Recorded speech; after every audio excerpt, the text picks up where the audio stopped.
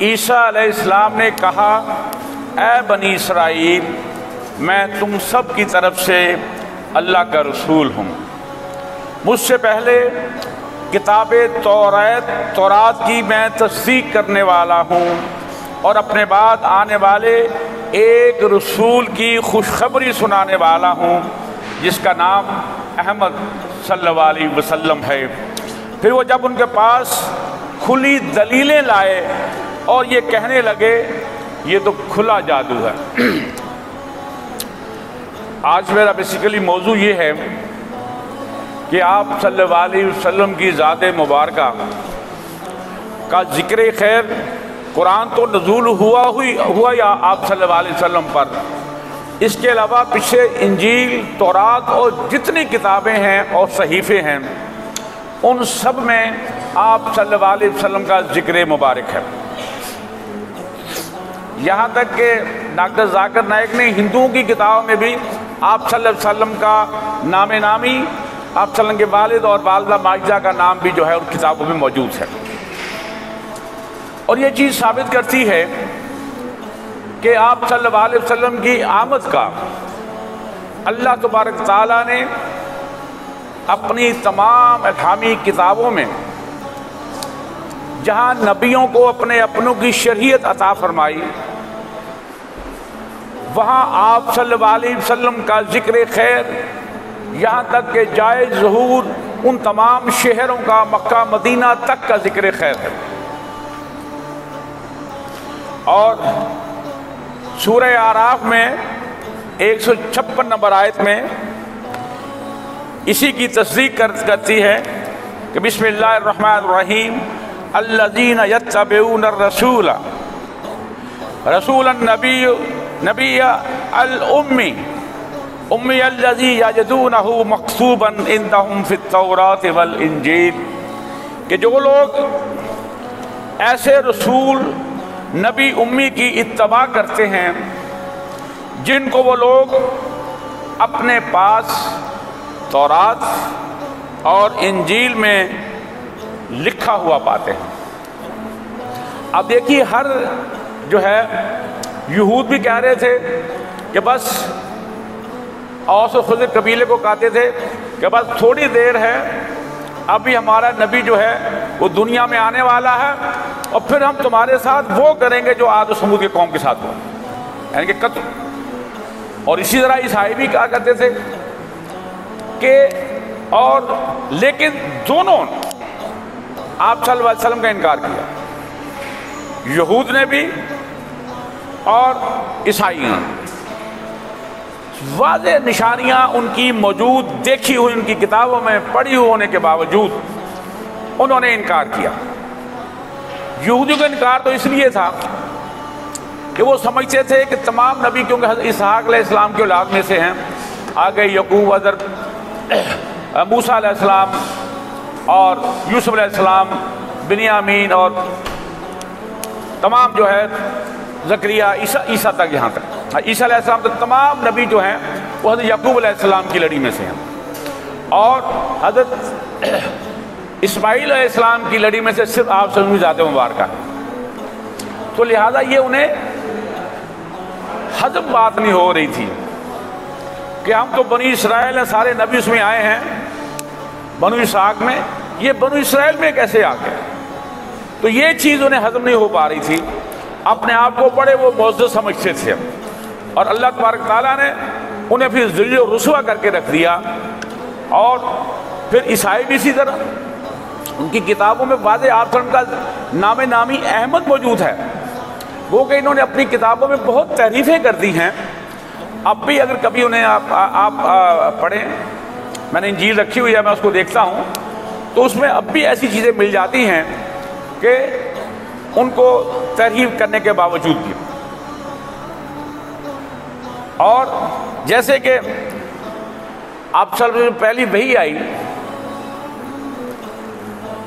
کہ میں 2-3 مثالیں یہ دینا چاہتا ہوں، جیسے ورقہ بن نوفل کی مثال ہے، نجاشی بادشاہ جو حبشہ کا تھا وہ تھا، اور ہرقل جو روم کا بادشاہ تھا۔ اور میں پھر حضرت صفیہ رضی اللہ تعالیٰ عنہ کا جو والد حوی بن اخطب اس کا بھی میں آپ کو پورا یہ 4 آپ سے واقعات شیئر کرنا چاہتا ہوں، اس میں میں کچھ حدیثیں آپ کے سامنے رکھوں گا کہ جب آپ سن کو پہلی وحی آئی تو آپ صلی اللہ علیہ وسلم جو ہے گھر تشریف لائے، پریشانی کے عالم میں کام سے ہوئے، اور اپنی بیوی حضرت خدیجہ کبریٰ رضی اللہ تعالی عنہا سے فرمایا کہ مجھے اوڑھنی اڑا دو، کمبل اڑا دیا گیا۔ جب طبیعت کچھ بہتر ہوئی تو حضرت خدیجہ رضی اللہ تعالی عنہ آپ صلی اللہ علیہ وسلم لے کر اپنے چچا ورقہ بن نوفل کے پاس لے گئے۔ یہ عیسائی ہو گئے تھے اور وہ کہ نبینا تھے اور ان کا بڑا علم تھا، اور انہوں نے جب سارا واقعہ سنا تو انہوں نے کہا کہ یہ وہی ناموس موسیٰ ہے، جس طرح یہ بالکل وہی ہے، یہ آپ صلی اللہ علیہ وسلم یہ اللہ کے نبی ہیں، یہ اسی طرح کی جو تھی ان کے ساتھی یہ بھی ہیں۔ اور ساتھ یہ کہا کہ بیٹے بھتیجے بات یہ ہے کہ یہ قوم تمہاری مخالفت کرے گی اور تمہیں یہاں سے ہجرت کرنے پر مجبور کر دے گی، اگر میں زندہ رہا تو میں تمہاری مدد کروں گا۔ لیکن وہ تھوڑے عرصے بعد ہی فوت ہو گئے، اور آپ صلی اللہ علیہ وسلم بڑے حیران و پریشان ہوئے کہ میں تو یہاں 40 سال میں جن میں رہ رہا ہوں، ان کی آنکھ کا تارا ہوں، میں صادق ہوں، میں امین ہوں، بہترین اخلاق والا، اور یہ میرے ساتھ یہ کریں گے۔ اور پھر دیکھا آپ نے انہوں نے وہی کیا جو ورقہ بن نوفل نے کہا تھا۔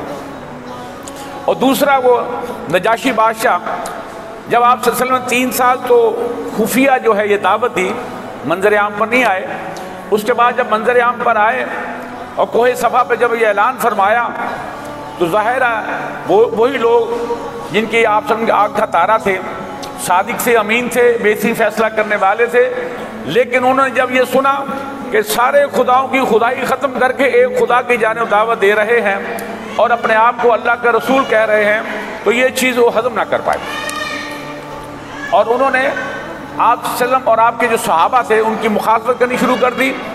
پہلے تو مختلف طریقوں میں ہیل و بہانوں سے جو ہے وہ اختیار کیے گئے، جب وہ کارگر ثابت نہ ہوئے تو پھر سختی، ظلم و زیادتی جو ہے وہ روا رکھی گئی۔ تو پھر آپ صلی اللہ علیہ وسلم 5 میں جب دیکھا کہ ظلم حد سے بڑھ رہا ہے،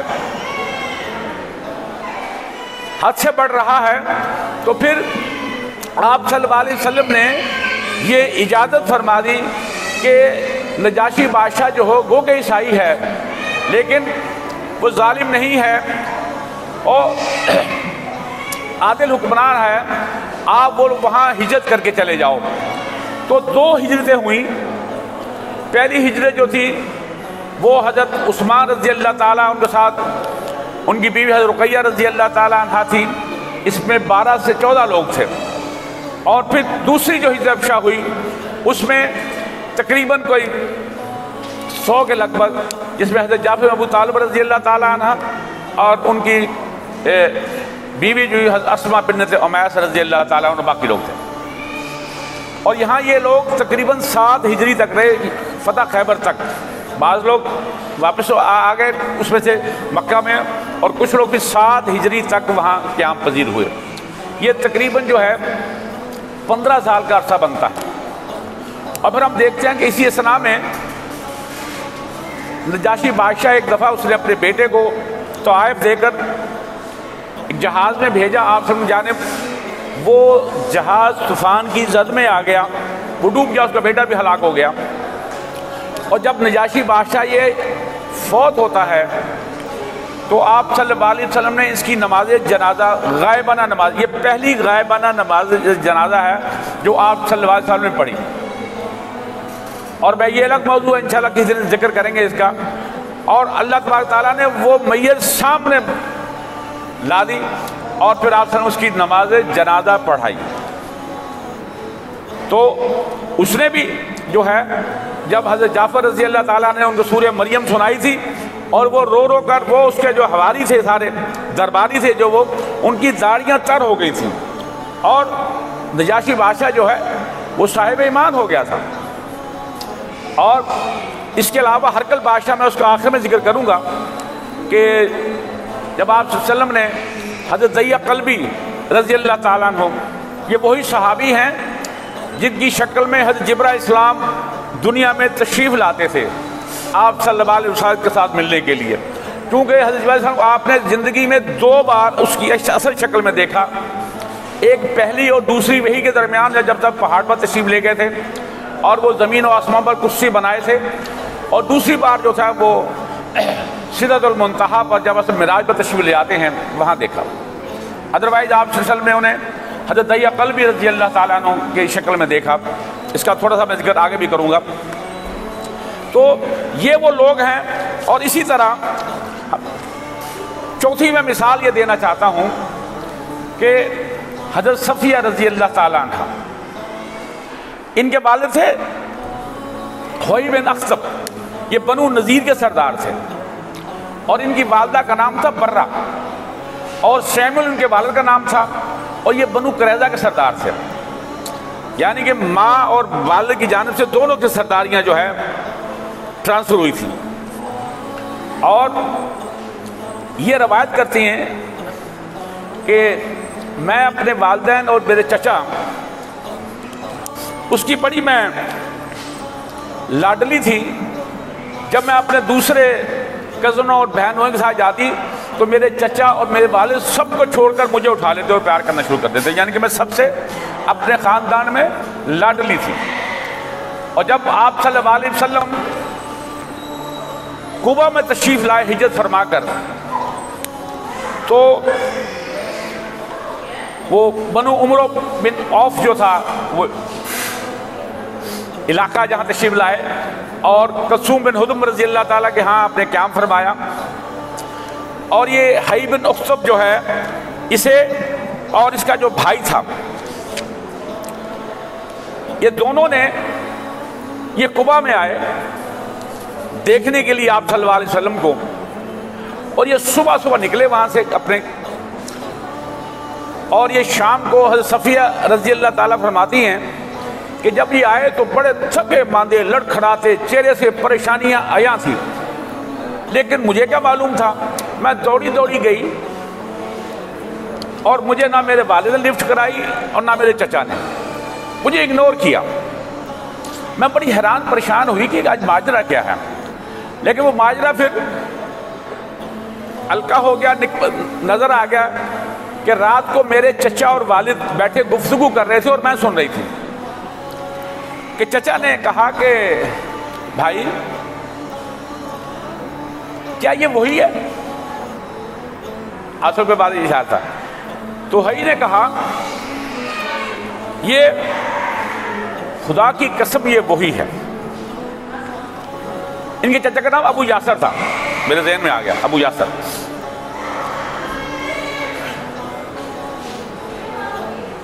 ابو یاسر جب حوئی سے کہا کہ بھائی تمہارا کیا خیال ہے ان کے بارے میں، اور انہوں نے کہا کہ بالکل وہی ہے نبی ہیں جن کا ہماری کتابوں میں ذکر ہے۔ چچا نے کہا کہ آپ بالکل ٹھیک پہچان رہے ہیں، تو حوئی نے کہا کہ بالکل ہاں یہ وہی ہیں۔ تو چچا نے کہا کہ ان کے متعلق آپ کی رائے کیا ہے؟ تو حوئی نے کہا کہ خدا کی قسم عداوت، جب تک میں زندہ ہوں میں مخالفت کروں گا۔ اب ذرا اندازہ لگا لیجئے کہ یہ تھے یہود کہ جب آپ صلی اللہ علیہ وسلم 12 سال کے ہوئے تو حضرت ابو طالب جو ہے وہ تجارت کے سلسلے میں شام کی جانب، تو راستے میں بحیرہ نامی ایک نام تو اس کا جریح تھا، وہ اس کا، تو اس نے دیکھا کہ یہ جو قافلہ آ رہا ہے ہر درخت اور پتھر سجدہ ریز ہو رہے ہیں۔ اور دوسری ایک اور روایت ہے، اس میں ہے کہ اس قافلے پر بدلی سایہ فگن تھی، انہوں نے وہاں پڑاؤ کیا تو اس نے انہیں اس قافلے والوں کو سب کو دعوت کر دی۔ یہ خلاف معمول تھا، اس نے کبھی کسی قافلے کی دعوت نہیں کی تھی، وہ تمام لوگ آ گئے، اس نے کہا کہ تم سارے آگے، اس نے کہا کہ یہ لڑکا اشارہ آپ کی طرف تھا کہ ہم اسے سامان کی حفاظت کے لیے بٹھائے ہیں۔ اس نے کہا نہیں انہیں بھی بلا لو، وہ دیکھنا تو وہ نہیں چاہتے تھے کہ وہ ساری نشانیاں اب ختم ہو گئی ہیں ان کے آنے سے، کچھ بھی نہیں ہے، تو کہیں ایسا نہ ہو کسی کو چھوڑ آئے ہوں، تو واقعی وہی بات ہوئی۔ تو جب آپ صلی اللہ علیہ وسلم تشریف لائے تو اسی طرح ہر چیز اسے دکھلائی دی۔ تو آپ صلی اللہ علیہ وسلم جو ہے ایک اور روایت میں آیا کہ انہیں کیونکہ چھوٹے تھے انہیں باہر ہی بٹھا دیا گیا، تو وہاں جو درخت تھا نا اس نے اپنی ٹہنی کو پھیلایا، آپ صلی اللہ علیہ وسلم بسایا کر دیا۔ اسی طرح ایک اور روایت میں آتا ہے کہ آپ صلی اللہ علیہ وسلم کہیں گئے تو راستے میں آرام فرما رہے تھے، اس صحرا میں کہ دور ایک درخت تھا، اس درخت سے مجھے یاد آ گیا ٹہنی جو پھیلائی تو اس نے جو ساتھ صحابی بیٹھے ہوئے تھے وہ دیکھا کہ درخت جو ہے وہ زمین پھاڑتا پھاڑتا ہوا آپ صلی اللہ علیہ وسلم کے پاس آیا، کچھ دیر ٹھہرا اور واپس چلا گیا۔ جب آپ صلی اللہ علیہ وسلم بیدار ہوئے تو اسے تمام ماجرا سنایا، تو اللہ کے رسول صلی اللہ علیہ وسلم کہ وہ درخت جو تھا اس نے اللہ سے دعا کی کہ اللہ میں آپ صلی اللہ علیہ وسلم کا دیدار کرنا چاہتا ہوں، میں اتنا صبر نہیں کر سکتا کہ ان کے اٹھنے تک وہ یہاں سے گزرے تو میں ان کا دیدار کروں، تو مجھے طاقت دے کہ میں وہاں تک جاؤں اور آپ صلی اللہ علیہ وسلم کا دیدار کروں۔ تو بھائی نے جب دیکھا انہوں نے حضرت ابو طالب سے پوچھا، ان کا اس کا والد کون ہے؟ اس کا میں اس کا والد ہوں۔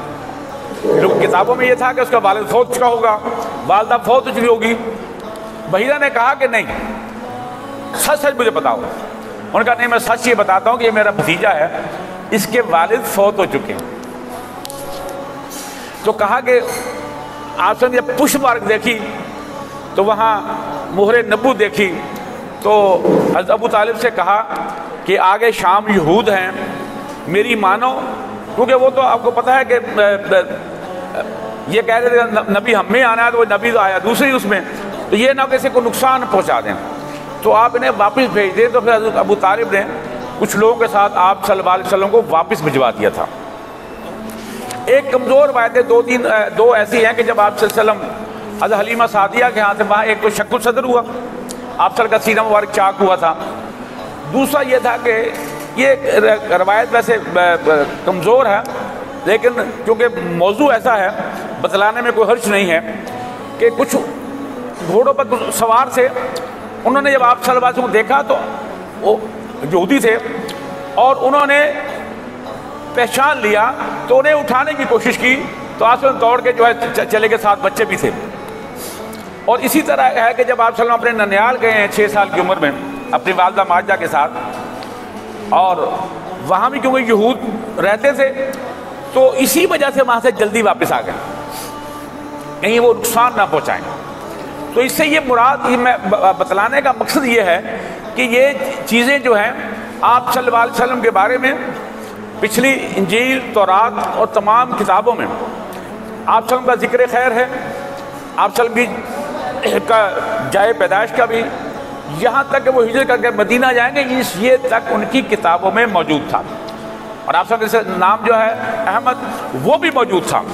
اب میں جو بیسیکلی سنانی تو میں نے ایک حدیث تھی لیکن اس وجہ سے میں پھر یہ سارا قرآن و حدیث سے مختلف میں نے جو ہے، تو اسی طرح 2 حدیثیں ہیں، ایک حضرت عائشہ رضی اللہ تعالیٰ سے ہے اور وہ یہ الحکم جو ہے اس میں ہے، اور ابن عساکر کی حدیث جو ہے، اور ایک کا نمبر 613 ہے، دوسرا کا 264 ہے۔ عائشہ فرماتی ہیں کہ رسول اللہ صلی اللہ علیہ وسلم کے بارے میں انجیل میں لکھا ہوا ہے کہ آپ بدخلق سے نہ سخت دل، یعنی کہ آپ اخلاق میں اعلیٰ تھے اور سخت دل نہیں تھے، اور آپ صلی اللہ علیہ وسلم بازاروں میں شور کرنے والے نہیں تھے، اور نہ برائی کا بدلہ برائی سے دینے والے تھے، بلکہ آپ معاف اور درگزر کرنے والے۔ یہ ان کی کتابوں میں موجود ہے یہ، اور مولانا مودودی رحمہ اللہ نے تو پورا باب باندھا، اس میں کافی ڈیٹیل میں بتلایا ہے تورات اور انجیل کے بکس میں جو کوٹ کیے ہیں جملے کہ جس میں ذکر ہے آپ صلی اللہ علیہ وسلم کی آمد کا۔ اس طرح ایک صحیح احمد کی ایک حدیث ہے، اس کا نمبر ہے 411/3، 5۔ یہ ابو صخر عقیلی رضی اللہ تعالیٰ عنہ کہتے ہیں کہ ایک دفعہ آپ صلی اللہ علیہ وسلم کی زندگی میں ایک بدو آیا، وہ تجارت کرتا تھا، سامان لے کے آتا تھا، بیچتا تھا اور چلا جاتا تھا۔ وہ اپنا جب سامان بیچ کر فارغ ہوا تو وہ بتلاتا ہے کہ مجھے اشتیاق ہوا کہ سنا ہے کہ وہ نبی کا ظہور یہاں ہوا ہے، ہجرت کر کے آئے ہیں مکہ سے، تو مجھے بڑے ملنے کا اشتیاق ہوا۔ اور جب میں آپ صلی اللہ علیہ وسلم خدمت میں گیا تو وہاں حضرت ابوبکر صدیق رضی اللہ تعالیٰ عنہ موجود تھے اور حضرت عمر رضی اللہ تعالیٰ عنہ تھے۔ آپ انہوں نے سنا پیچھے کر کے مجھے ساتھ لیا اور ہم لوگ ایک یہودی کے گھر گئے۔ وہ یہودی جو تھا نا، وہ تلاوت کر رہا تھا تورات کی، اور اللہ کے رسول صلی اللہ علیہ وسلم نے اسے قسم دے کر پوچھا کہ تجھے قسم ہے جو تورات کے بھیجنے میں، یعنی کہ اللہ تعالیٰ کی، کہ تمہاری کتاب میں کہ میری صفات اور ظہور پذیری کا ذکر ہے؟ اسے سوال کیا۔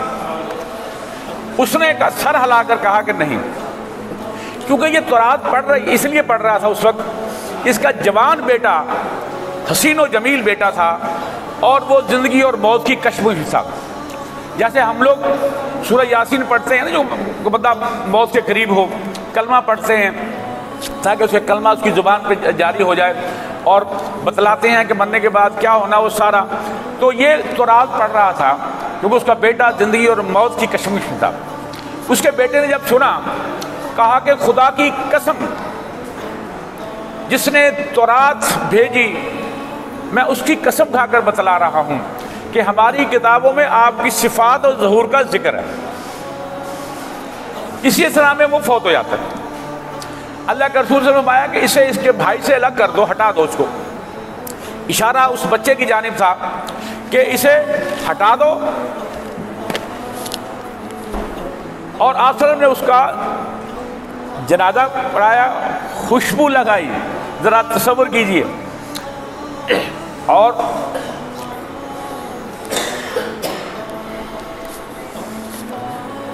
یہ وہ ہے جو آپ صلی اللہ علیہ وسلم نے حضرت دحیہ قلبی رضی اللہ کے ہاتھ ایک جو خط لکھا تھا نا کیسر روم کو، اس ہرکل تھا، اس کو جو خط لکھا، یہ روایت حضرت عبید اللہ کرتے ہیں، میں پورے، یہ بڑا لمبا واقعہ ہے، اگر آج نہ ہو سکا تو اس کو کل کنٹینیو کر دیں گے، یا اسے مختصر میں اس کا جو ہے وہ آپ کو تھیم بتا دوں گا۔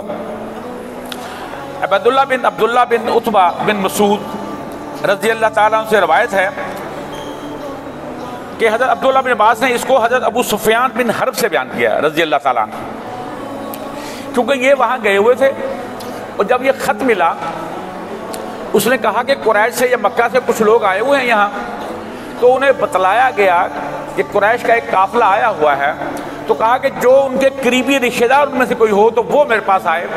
تو وہ ابو سفیان نے کہا کہ میں اس کا رشتہ دار ہوں۔ اس نے ان کو بھی بلا لیا اور باقی لوگوں کو بھی، اور اپنے بھی سارے لوگوں کو وہاں اکٹھا کر لیا، اور وہاں سوال و جواب ہوئے۔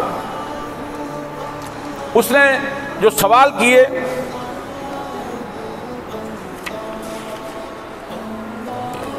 اور ساتھ یہ کہا کہ اگر یہ جھوٹ بولے تو مجھے بتلا دینا، جو ساتھ دوسرے لوگ بھی ساتھ ہیں نا۔ اور یہاں میں آپ کو بتلاتا چلوں کہ ابو سفیان رضی اللہ تعالیٰ نے یہاں جھوٹ نہیں بولا، ابھی وہ صاحب ایمان نہیں تھے، یہ صلح حدیبیہ کے بعد کا واقعہ ہے، ٹھیک ہے نا، صلح ہو چکی تھی، لیکن یہ فتح مکہ کے بعد اوپر فتح مکہ پر یہ اسلام لائے تھے عباس رضی اللہ تعالیٰ عنہ کی وجہ سے، اور انہوں نے بالکل جھوٹ نہیں بولا۔ اندازہ کیجئے وہ کافر ہو کے بھی اس نے ایک لفظ جھوٹ نہیں بولا۔ وہ کہتے تھے کبھی کہ میں ہو سکتا ہے میں بول لوں، لیکن نہ جانے کیوں میری زبان سے سچ ہی نکلا۔ اور وہ سوال سنیے ذرا،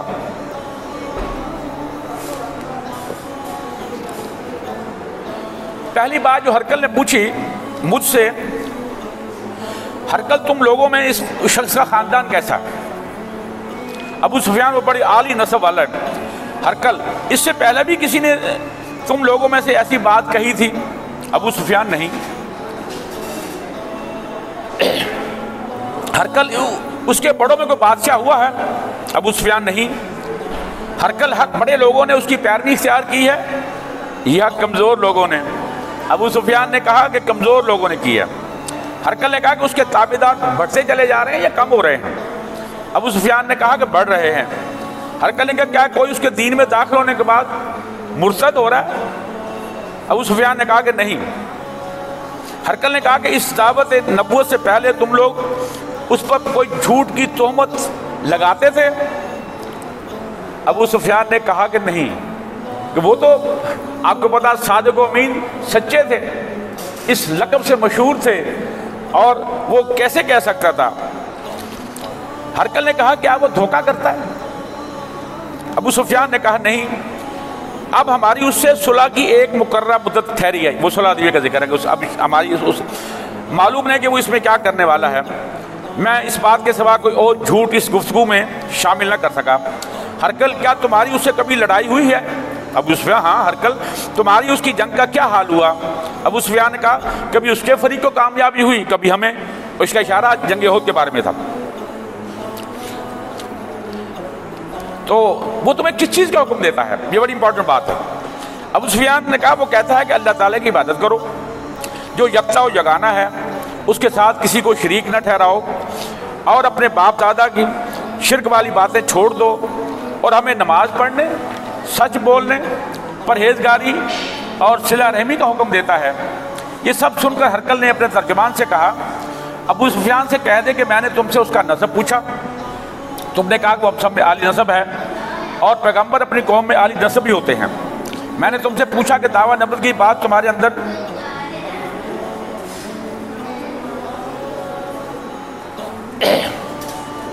اندر کس سے پہلے کسی اور نے کہی تھی؟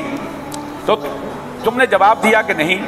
تب میں نے اپنے دل میں کہا کہ اگر یہ بات اس سے پہلے کسی نے کہی ہوتی تو میں یہ سمجھتا کہ اس شخص نے اسی بات کی تقلید کی ہے جو پہلے کہی جا چکی ہے۔ میں نے تم سے پوچھا کہ اس کے بڑوں میں کوئی بادشاہ بھی گزرا ہے؟ تم نے کہا کہ نہیں۔ میں نے دل میں کہا کہ اگر ان کے بزرگوں میں سے کوئی بادشاہ گزرا ہوتا تو وہ کہہ دیتا کہ وہ شخص یہ بہانہ بنا کر اپنے آبا و اجداد کی بادشاہت ان کا ملک حاصل کرنا چاہتا ہے۔ میں نے تم سے پوچھا کہ اس بات کے کہنے کہ تم پہلے کبھی اس پر جھوٹ بولنے کا الزام لگایا؟ اس نے کہا کہ نہیں۔ میں نے سمجھ لیا کہ جو شخص آدمیوں کے درمیان دروغ گوئی سے بچے وہ اللہ کے بارے میں کیسے جھوٹی بات کہہ سکتا ہے۔ میں نے تم سے پوچھا کہ بڑے ان کے پیروں ہیں یا کمزور؟ تم نے کہا کہ کمزور نے ان کی اتباع کی ہے۔ یہی لوگ پیغمبروں کے جو ہے اتباع کرنے والے ہیں۔ آپ اگر دیکھیں تو تمام نبیوں کے جو پیروکار ہوتے ہیں نا، وہ غریب غربا مسکین اور دھتکارے ہوئے لوگ ہوتے ہیں۔ امیر کبھی جو ہے ایمان بڑے کم لاتے ہیں، خال اور یہی اصل کے ساتھ تھا۔ چند لوگ تھے جو صاحب ثروت تھے، باقی تو سارے ماتڑی تھے۔ یہی لوگ پیغمبروں کے اتباع ہوتے ہیں۔ اور میں نے تم سے پوچھا کہ اس کے ساتھی بڑھ رہے ہیں یا کم ہو رہے ہیں؟ تم نے کہا کہ بڑھ رہے ہیں۔ ایمان کی کیفیت یہی ہوتی ہے حتیٰ کہ وہ کامل ہو جاتا ہے۔ میں نے تم سے پوچھا کہ کوئی شخص اس دین سے ناخوش ہو کر مرتد ہوا؟ تم نے کہا نہیں۔ در حقیقت ایمان کی یہ خاصیت ہے کہ جن کے دلوں میں اس کی مسرت رچ بس جائے وہ اس سے لوٹا نہیں کرتے۔ میں نے تم سے پوچھا کہ آیا اسے کبھی عہد شکنی کی ہے؟ تم نے کہا کہ نہیں۔ پیغمبروں کا یہی حال ہوتا ہے، وہ عہد کی خلاف ورزی نہیں کرتے۔ میں نے تم سے کہا وہ تمہیں کس چیز کا حکم دیتا ہے؟ تم نے کہا کہ وہ حکم دیتا ہے اللہ تعالیٰ کی عبادت کرو، اس کے ساتھ کسی کو شریک نہ ٹھہراؤ، اور تمہیں بتوں کی پرستش روکتا ہے، سچ بولنے اور پرہیزگاری کا حکم دیتا ہے۔ اگر یہ باتیں تم کہہ رہے ہو سچ ہیں، اب یہاں اس کو جملہ ہے وہ ذرا غور طلب ہے، ذرا توجہ کیجیے کہ عنقریب وہ اس جگہ کا مالک بن جائے گا جہاں وہ کھڑا تھا نا۔ عنقریب وہ اس جگہ کا مالک بن جائے گا جہاں میرے دونوں پاؤں ہیں۔ اور مجھے معلوم تھا کہ وہ پیغمبر آنے والا ہے، لیکن یہ معلوم نہیں تھا کہ وہ تمہارے اندر ہوگا۔ اگر میں جانتا کہ اس تک پہنچ سکوں گا تو میں اس سے ملنے کے لیے ہر تکلیف گوارا کرتا۔ اگر میں اس کے پاس ہوتا، غور طلب بات ذرا سنیے گا، تو میں اس کے پاؤں دھوتا۔ یہ ہرقل بادشاہ کہہ رہا ہے، اور ہرقل نے وہ جو خط ہے وہ منگوایا جو آپ صلی اللہ علیہ وسلم کے ذریعے، آپ صلی اللہ علیہ وسلم نے دہیہ قلبی کے ذریعے حاکم بصرہ کو بھیجا تھا۔ اور یہ خط میں آپ نے اسے دعوت دی تھی بسم اللہ الرحمن الرحیم. اس کے بعد کہا تھا کہ اس شخص پر سلام ہو جو ہدایت کی پیروی کرے، اور اسے اسلام کی دعوت دی تھی. اس میں تو ابو سفیان نے جو کہنا تھا وہ کہہ دیا، اور خط پڑھ کر فارغ ہوا تو اس کے ارد گرد بہت شور و غوغا ہوا، بہت سی آوازیں ہوئی اور ہمیں باہر نکال دیا گیا. تب میں نے اپنی ساتھیوں سے کہا کہ ابو قبشہ کے بیٹے محمد صلی اللہ علیہ وسلم کا معاملہ تو بہت بڑھ گیا ہے کہ ہم تو اس میں جو ہے ایمان نہیں لا رہے، اعتبار نہیں کر رہے. یہاں تو ہرکل بادشاہ تک نے کہہ دیا اگر میں وہاں ہوتا تو اس کے پاؤں دھوتا. تو میں اس کو اور مختصر کرتا ہوں کہ پھر اس نے یہ کیا کہ اپنے دربار سے نکلا اور سارے اپنے درباریوں اور بزرگوں کو اکٹھا کیا، دروازے سارے بند کروا دیے، اور اس نے آپ صلی اللہ علیہ وسلم کی تعریف کی اور ایمان لانے کا کہا. اور ساری جب خود سے بتلائیں تو وہاں اتنا شور ہوا کہ لوگوں نے دوڑے لگا دی. وہاں سے آگے گئے تو دروازے بند تھے. جب واپس آئے تو اس سے اس نے کہا کہ میں تو تمہاری آزمائش کر رہا تھا تمہارے دین کی، کہ تم اپنے دین پر کتنے قائم ہو. پلٹا گیا.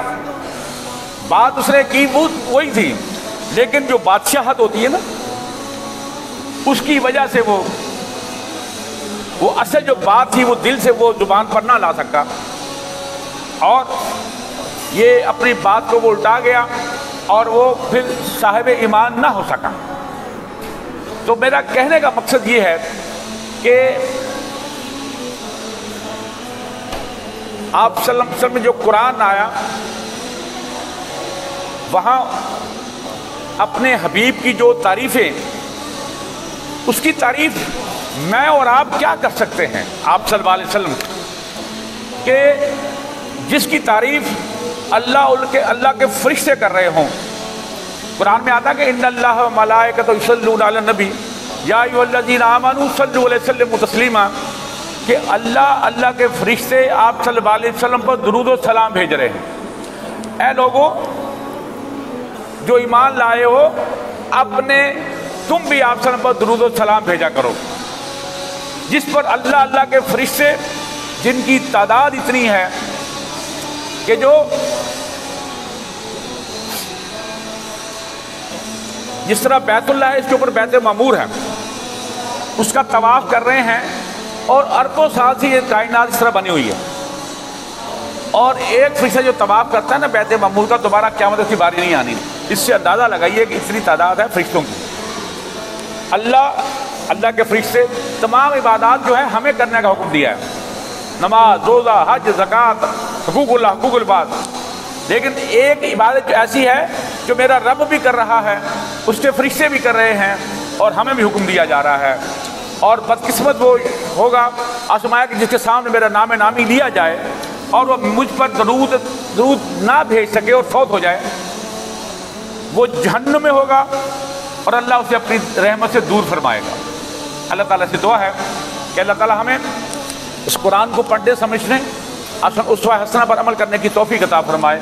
جزاک اللہ.